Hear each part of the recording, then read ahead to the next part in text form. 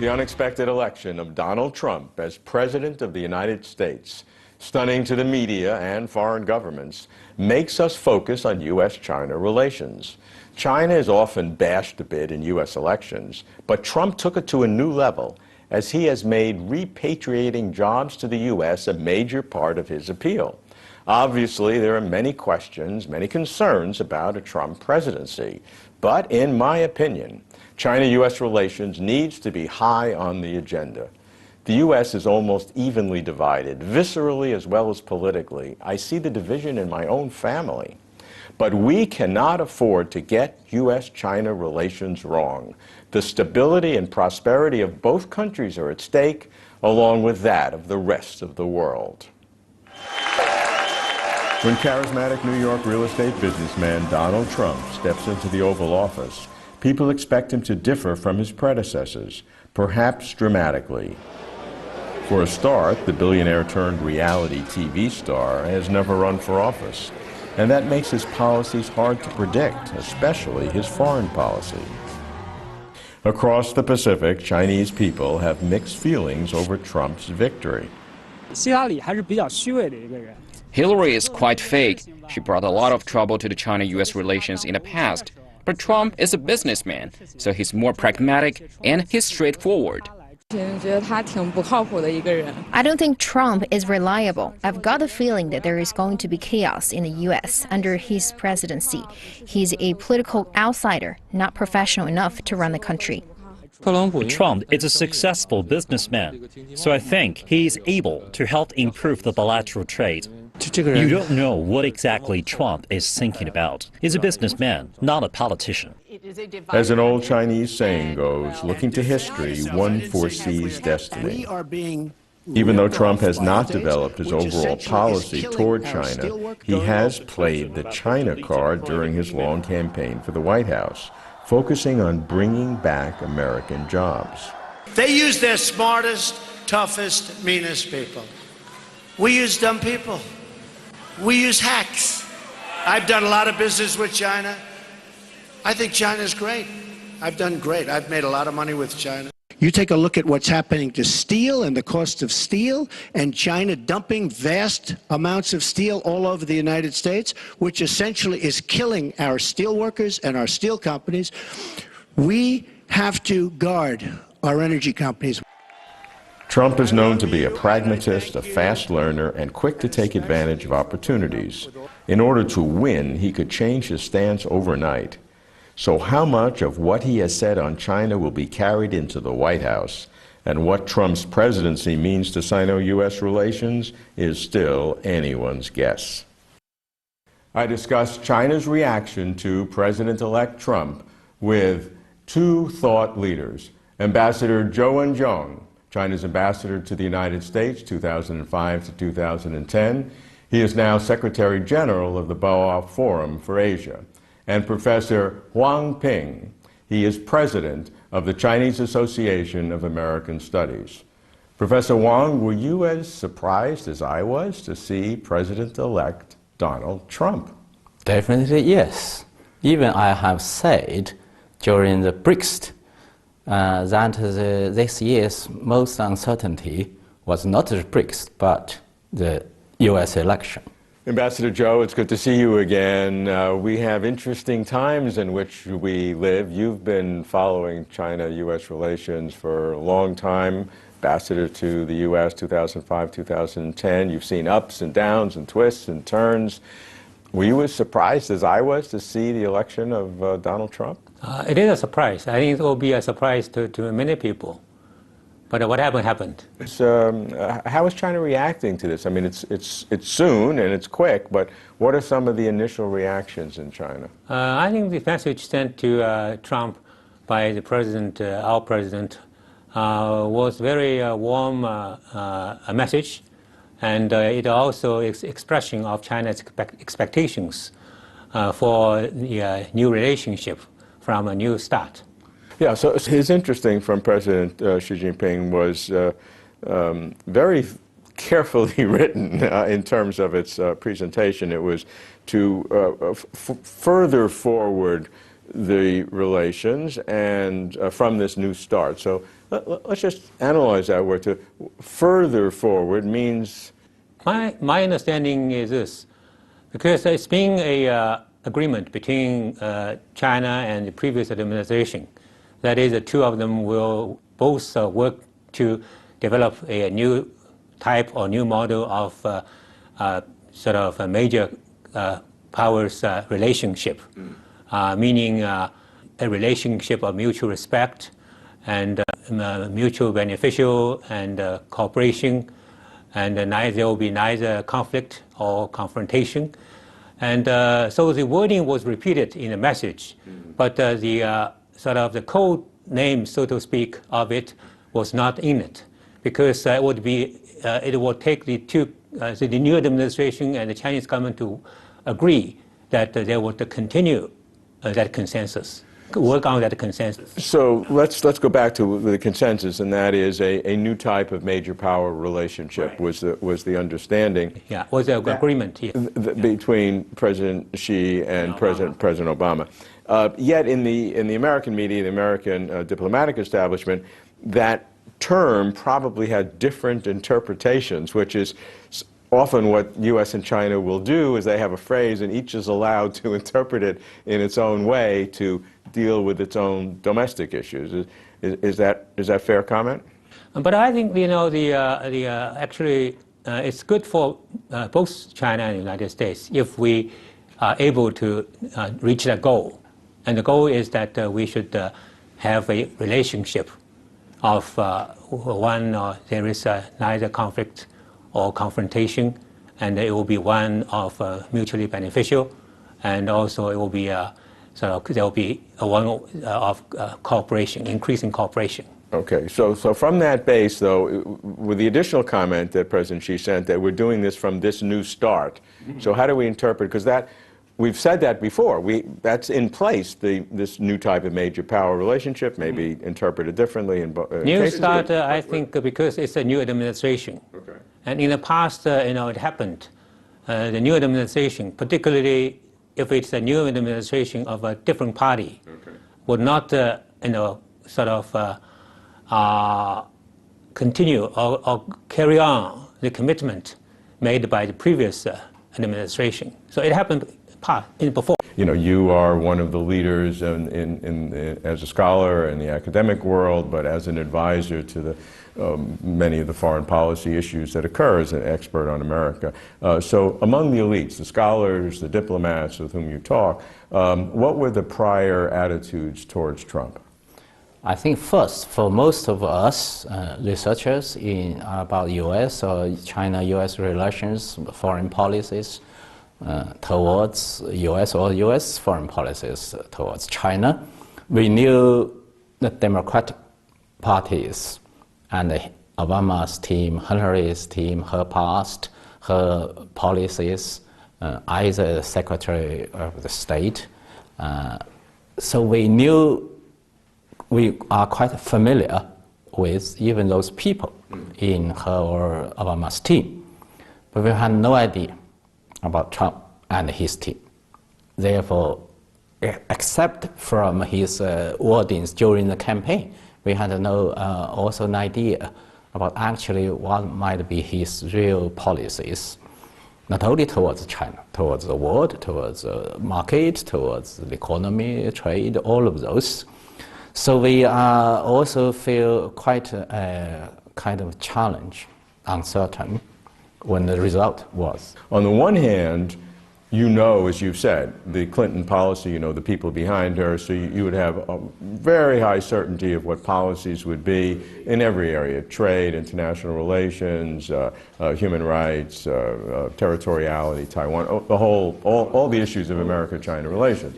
And on the other hand, you have no idea what Trump has, and sometimes Trump doesn't have that much of idea himself because he hasn't focused on some of these things other than trade. So that would say, because China, as far as capital markets are, so concerned about stability and certainty, that uncertainty is a real negative. So in that sense, you would probably favor Clinton, because you have certainty and you have uncertainty, because uncertainty is always a big negative. Was that a factor? We know Clinton, we don't know Trump, and therefore, even though we may not like some of the things Clinton has done or said or whatever, at least we know how to deal with that.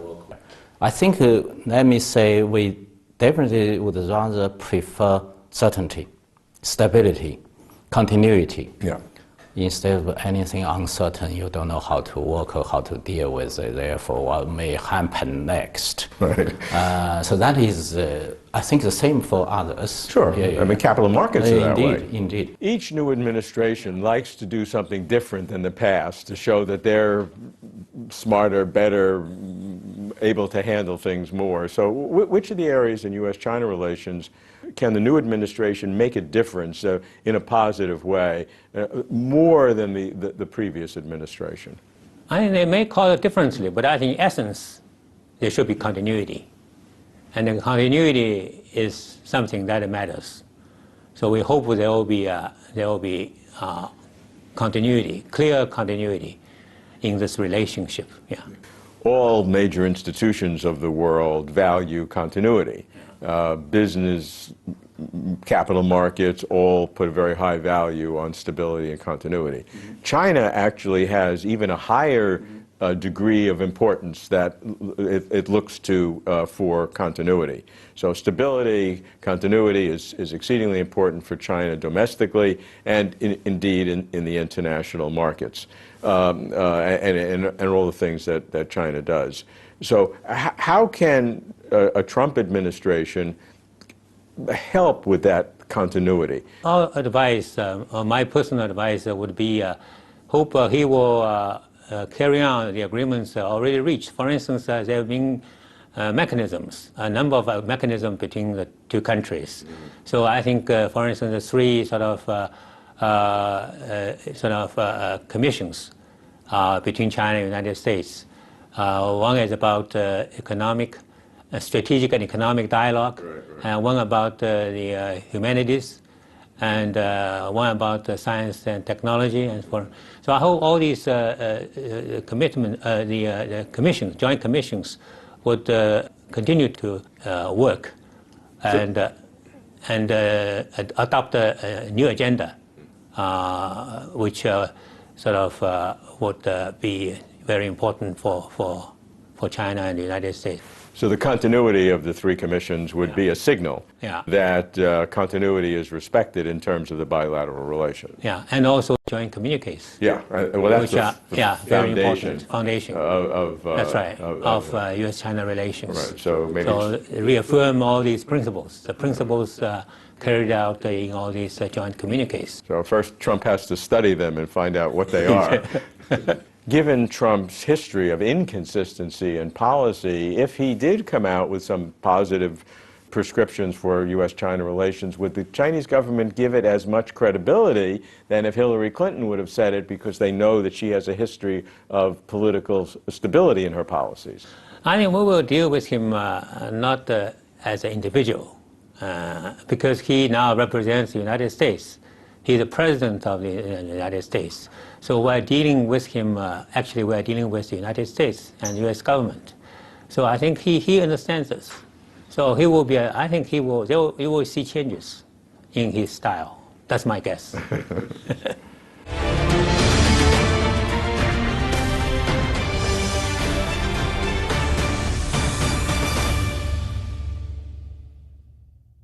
After Donald Trump won the U.S. presidential election, he received a congratulatory message from China's President Xi Jinping.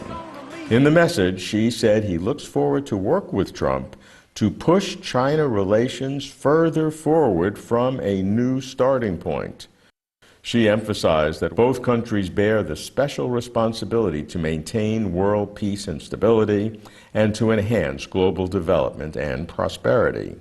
While China is the world's largest developing country, and the United States is the world's largest developed power, both, as the world's top two economies, share extensive interests. Since establishing diplomatic relations in 1979, China and the U.S. have witnessed substantial progress in their relations, notwithstanding occasional obstacles. The two countries issued the joint communique of the People's Republic of China and the United States of America on February 29, 1972. The joint communique on the establishment of diplomatic relations between the People's Republic of China and the United States of America on December 16, 1978, and the August 17th joint communique of 1982. China always states that these three joint communiques are the foundation for China and the U.S. to develop stable, sound, and normal bilateral relations. But there have been conflicts between conflicting interests, such as on Taiwan, the South China Sea, human rights, currency, and trade. Donald Trump is famous for not playing by old rules. People in China wonder whether he will respect China's core interests. If you were still ambassador in Washington, and you've been very active since, so you're in touch with Americans all the time, if you were there and Trump called you with his team and, you know, say, look, you know my position, give me some private advice. I'm not going to talk to anybody else about it, but you know, I really would like to know what you recommend I do. I may not listen to you, but I'd like to know very candidly, very specifically, what I should do. There have been, you know, 3 communiques between China and the United States. Yeah. And also there's been an agreement with regard to the new type of major country relationship. Mm-hmm. So, of course, we hope all these agreements reached between China and the previous administrations will be carried on. And also on this basis, there will be new development. Are there any areas that you think are particularly sensitive that Trump should be aware of as he's beginning this process in terms of U.S.-China relations? Bilaterally, of course, hope he will handle the question of Taiwan very carefully. Mm-hmm. Yeah, particularly with what's going on in Taiwan. Yeah. Now, on the bilateral investment treaty, this has been talked about every time President Obama met President Xi. People hoped it would be ratified, you know, but everybody says, you know, we're making progress. Slower than we thought. Yeah, but the fact is that if it wasn't going too well because they never did do it, and it would have been great for the two presidents to do it. So there are obviously, you know, areas. You know, my thought is that with the new situation now, that the flexibility on both sides, I think there's a new opportunity because Trump will bring in fresh thinking, and I think China needs to reciprocate on that in terms of its own markets. And the timing is better for China today in terms of deepening reform than it would have been 2-3 years ago. Yes, I think if you go back a little bit, say 2-3 years ago, at that time we thought BIT could be easier than an agreement between U.S. and China on climate change. Oh, wow, wow. But actually it's the opposite. Reverse, yeah. Of course, since after Donald Trump as a president maybe changed to then climate change deal was put aside. I don't know where climate change goes. BIT could go further. That's right. Yeah, quicker. I think that's a good analysis, that Trump will be much more likely to do a business deal that'll benefit the economy than worry about climate change. Indeed. By the way, you definitely know we have been working with Republican administrations since Nixon. And I think, true or not, but basically Chinese feel in terms of such real issues, real problems, challenges, including difficulties between us, to a certain extent it's easier to work with Republican administrations. That's very interesting. Expound for me on that, why that's the case. Because since Mao, not only Tang, even Mao clearly said to President Nixon. Yeah. I think maybe greatly because the Republicans, even they are also very different from one to another, are more realistic than idealistic. And in terms of international relations, if you only go from your so-called ideology, it will be very hard. Because China is a socialist country, it's a communist party, and Americans are completely different. Yeah. We always talk about the relationship from our old ideologies, it would be so difficult. If you trace the Republican Party history, it's actually very interesting in this regard. Classically, it had a big division in it where you had the realists in the Republican Party and favoring China. Yeah. But you then had another sector, which is the old line conservatives who were sort of the anti-communist, yes. which were, seems anachronism today, yes. From the 1950s or 60s times. Yeah. But they still had some force in the party. The oddity today is that Trump is not part of any tradition there. No. I mean, he is his own tradition, and it's Yeah, very focused economically in how he thinks. So, and with the majorities that the Republicans have, and most of them are now the realists, and with Trump being business, I mean, that gives you some fertile area for opportunity. I think what we also must do, though, is to look at areas of potential threat. Problems. And to look at ahead of time. We want to believe the opportunities there economically, and I think there are, but let's look candidly at the threat. We don't know who are going to be his advisors. There are still people in the Republican Party who take a very hard line to China. to China from not so much an ideological point of view and the idealism, but from a kind of a real-world confrontational point of view. Or traditional geopolitics. Traditional geopolitics, zero-sum game, military alliances, military boundaries, etc. And so we don't know, but we may find Trump not interested in those areas, and therefore other people leave it to others, and there's a potential danger in there. So you have and leadership in China has to prepare for that. Are you thinking about that? Yes, I think first, even in economies, Trump cares so much. We should still work very hard to avoid kind of competition for lose-lose. Because each country, both US, China, and many others nowadays, have suffered from the growth or negative growth. Therefore, any country naturally will be more sort of inward-looking, less sort of opening, kind of trade, both trade and investment protectionism is everywhere. So if Trump cares so much about its own economy, its own jobs, its own benefits, interests, growth, there could be also, even in economy, we discuss the potential opportunities, but depending on how we work. It is certainly true that in this campaign, some of the traditional issues of human rights and other things were not there. But what was there, certainly from Trump more so, was in his attack of American policy in the past in terms of trade policies all over the world, whether it's Mexico or China or Japan or all over the world, that he believes that America has gotten, quote, bad deals in economic deals. So his focus was very much on American jobs and a criticism of globalization. And in that, he has certainly singled out China as a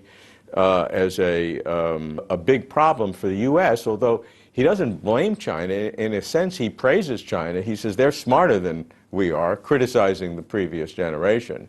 So he says, I don't blame the Chinese. I think they're doing great for their country, but we're getting hurt in our country. That's been his argument.